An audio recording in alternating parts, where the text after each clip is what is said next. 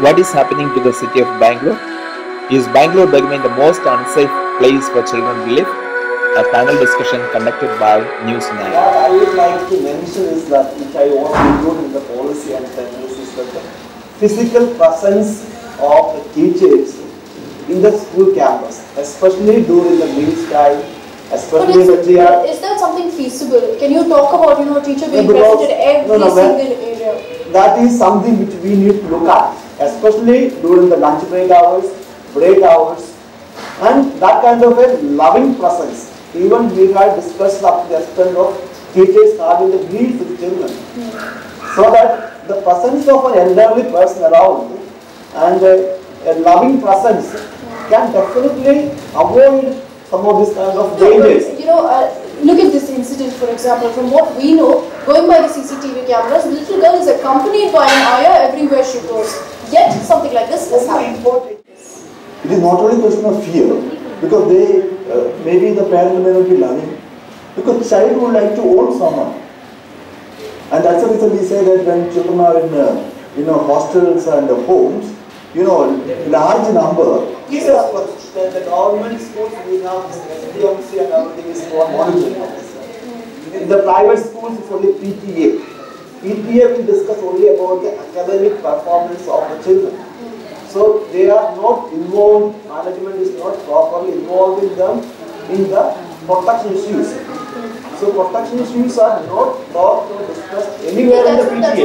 That's what I'm asking. To a large extent, do you feel that something like that is ignored because they don't think it will happen in their school until something like that takes place? That's why we are making this child protection course compulsory. In that, parents ask for a role to discuss about the protection issues while they meet for their discussions. Then that becomes also mandatory for the parents to make sure that their school is also following all these kind of things. But the parents is not walking to. But I have a point on to about the family. If we look at the child sexual abuses, 90% of the family, almost 90% are happening within the four walls of the family. Now, when we discuss about parents, relatives, friends, neighbors, and number of cases that Bosco is handling in Bangalore, which of course are not coming into the media because there are 4 children. The month of October, already 7 cases we are handling. The month of previous month, every month we handle 11 cases of Bosco, where abuse are happening within the family. That's the number that's probably only recorded. So God knows how many of those are happening without it being mentioned. The family also, neighbors, friends, relatives, they can also equally abuse. So, as we discuss on the role of the family, it's important to have good parenting.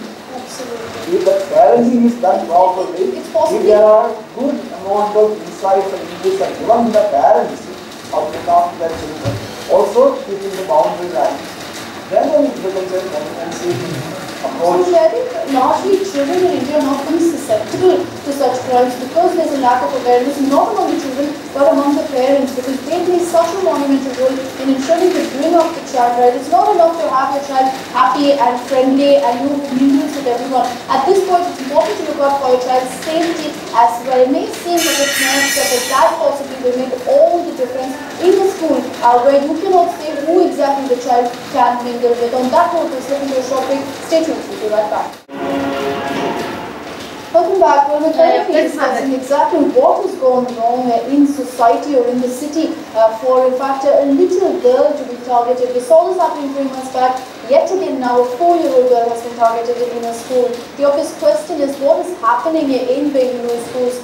We're looking at CCTV cameras, background checks, ID cards, all of that being put in place, but absolutely nothing making a difference. So what exactly is missing from the equation here, and what else should be done for child safety? You can call in and give us your tips or what you feel is lacking in our system at this point. The numbers are flashing on your screens. Do call in and let us know what you feel, because we do know that this is a very heated issue, a very delicate issue, and at this point, largely, rather than looking at the school management, rather than looking at the police, it's time parents stood up and took initiative to ensure that their child is not susceptible to such. Secondly, what about this? Again, there is no policies available with the education department on protection issues.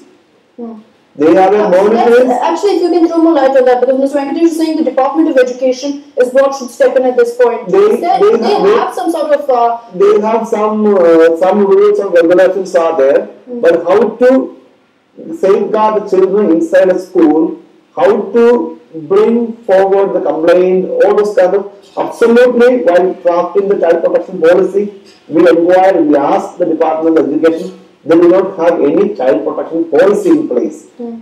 So now after crafting and after implementing the protection policy, we can bring in VEO, DDPIs and other commissioners directors into place for monitoring and evaluation. So currently the need of the hour is to house, make something and give to them or involve the education department and their crafting of the policy and later on implement it with their support system. Currently they do not have anything about it.